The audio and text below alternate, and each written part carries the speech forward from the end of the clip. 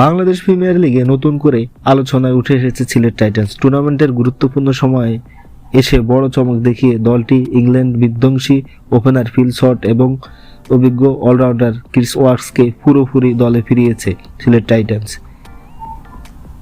এর আগে থেকে স্কোয়াডে ছিলেন আরেক English superstar allrounder Moeen Ali. ফলে এখন একসঙ্গে 3 ইংলিশ তারকাকে পাচ্ছে সিলেট, যা নিঃসন্দেহে দলের শক্তি কয়েক গুণ বাড়িয়ে দিয়েছে। সিলেট ফিল সল্টের আগ্রাসী ব্যাটিং পাওয়ার প্লেতে ম্যাচের মোড় ঘুরিয়ে দিতে পারে।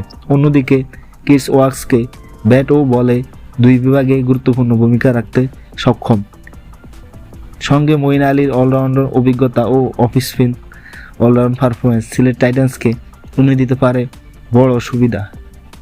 ইংলিশ তারকাদের প্রত্যাবর্তনে সিলেট টাইটান্সের ব্যাটিং লাইন আপ যেমন শক্তিশালী হয়েছে, তেমন bowling line up allround defend এসেছে ভারসাম্য। প্লে অফের লড়াইয়ে দলটি এখন অনেক বেশি আত্মবিশ্বাসী, এমন মনে করেছেন ক্রিকেট বিশেষজ্ঞরা।